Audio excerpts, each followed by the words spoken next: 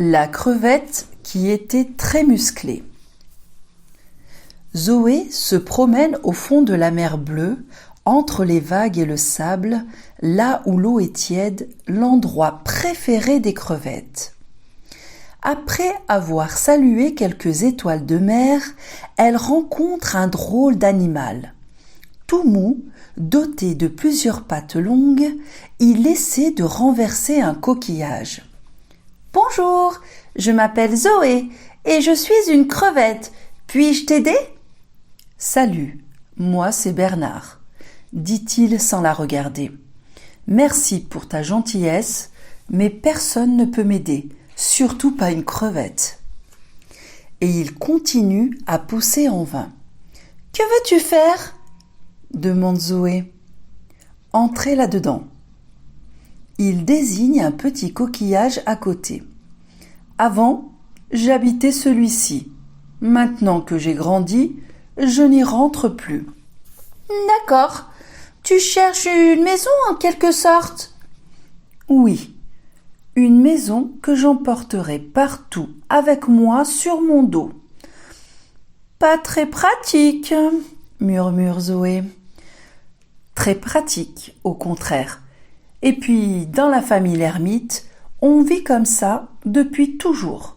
Donc moi, Bernard l'ermite aussi. » Et de nouveau, il tente de bouger le coquillage. « Attends une seconde !» s'écrie Zoé. Elle s'approche, le soulève et le retourne complètement. « Voilà, maintenant tu peux m'emménager. » Bernard l'ermite n'en revient pas. « Quelle force, Zoé !»« Ben oui !» chuchote Zoé en rougissant, ce qui, vu sa couleur rose de départ, la rend vraiment brillante. « Costaude pour une crevette. Normalement, les crevettes ne sont pas musclées, je sais !» réplique vivement Zoé. Zoé n'aime pas qu'on lui parle de ça. Ses sœurs et ses cousines sont fines, tandis que Zoé a reçu à la naissance des muscles très puissants. « Pourquoi te balades-tu seule ?»« Suis-moi, Bernard !» Après quelques bancs de sable, Zoé et Bernard se dissimulent derrière de hautes algues. Devant eux, la famille de Zoé répète une danse. Les crevettes sont toutes menues, élancées, légères. Elles virevoltent avec grâce sur la musique d'une chorale de méduses. Quelle élégance dans leurs mouvements!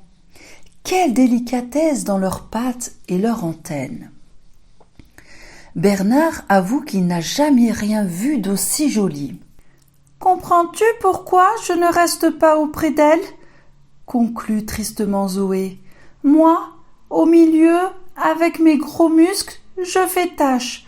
On ne remarque que moi et l'on rit. » « Qui rit ?» Zoé hésite. Ils s'entendent si bien qu'elle a envie de se confier à lui. « Veux-tu devenir mon amie ?»« Que si tu deviens la mienne. »« Alors, tape là !» Ils se topent la patte pour sceller leur amitié. Seulement, Zoé tape si fort que Bernard culbute au loin, pirouette plusieurs fois et perd sa maison. « Excuse-moi !» bredouille Zoé, confuse en le relevant. « Réponds-moi, maintenant que nous sommes amis, qui s'est moqué de toi ?» Zoé montre la plus mignonne et la plus fine des crevettes qui exécutent de magnifiques figures en compagnie de Fifi, sa partenaire. « Ma petite sœur, Vivi, le contraire de moi !» Une semaine plus tard, Zoé et Bernard décident d'aller ensemble au grand concours de danse pour soutenir la famille de Zoé. Chaque trimestre, les meilleures équipes de la mer Bleue se produisent devant un jury de crustacés. Le vainqueur décroche une belle coupe en corail. La famille de Zoé a ses chances. Lorsqu'elles envahissent la scène, Zoé et Bernard crient, applaudissent, les encouragent affectueusement. Hélas, À l'issue des épreuves, le jury déclare qu'il ne donnera pas le prix. Son président, un crabe géant, prend un air sévère. Toutes les crevettes font la même danse. Quelle que soit la famille, vous manquez cruellement d'originalité. Nous refusons de récompenser qui que ce soit. J'espère que nous verrons un meilleur spectacle la prochaine fois. Quelle déception pour Zoé et sa famille. Vivi la cadette n'arrête pas de pleurer. Il n'a pas tort. Il faudrait quand même un peu de variété, commente Bernard. Quelques jours après, au moment où Bernard et Zoé commencent une sieste, la petite Vivi se plante devant sa sœur. « Ma partenaire s'est absentée, Zoé. Peux-tu la remplacer ?»« Moi ?» s'étonne Zoé. « Je danse mal. »« Tu ne danses pas mal. Tu danses très mal. J'ai failli mourir de rire la fois où tu t'y es risqué. Pourtant, je dois m'entraîner. Puisque toutes les autres sont occupées, il ne reste que toi. » Zoé accepte. Toutes deux répètent les pas et les figures de la chorégraphie.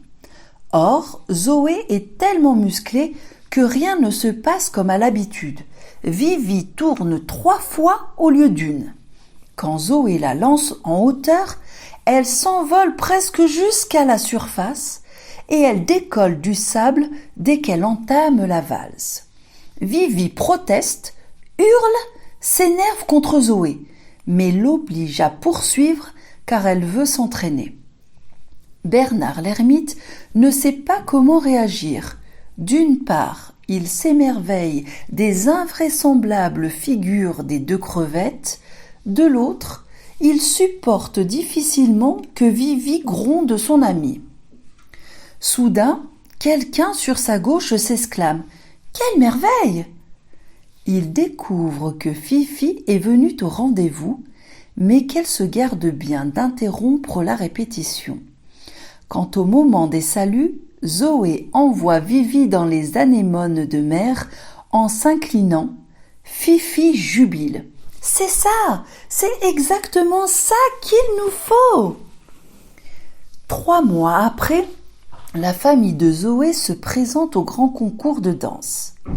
Zoé respire difficilement, encore plus cramoisie que d'habitude tant elle a peur. Mais les choses se déroulent ainsi que Fifi l'avait annoncé. Leur ballet remporte un triomphe. Zoé, placée au centre, se sert de tous ses muscles, soulève les crevettes, les fait sauter, les envoie loin puis les rattrape. Leur ballet paraît unique au milieu des autres qui se ressemblent tant. Enthousiaste, le jury se lève et frappe dans ses pinces. Crabe, langouste et homard proclament « Bravo ! Premier prix à l'unanimité ! Enfin de l'originalité, de la diversité, de la fantaisie et de l'humour. Félicitations à toutes et particulièrement à l'incroyable Zoé. » Vivi embrasse son aînée. « Merci Zoé. Grâce à toi, nous gagnons la récompense dont j'ai toujours rêvé. Promis, je ne rirai plus jamais de toi. » Et voici comment Zoé, la crevette musclée, est devenue une star de la danse.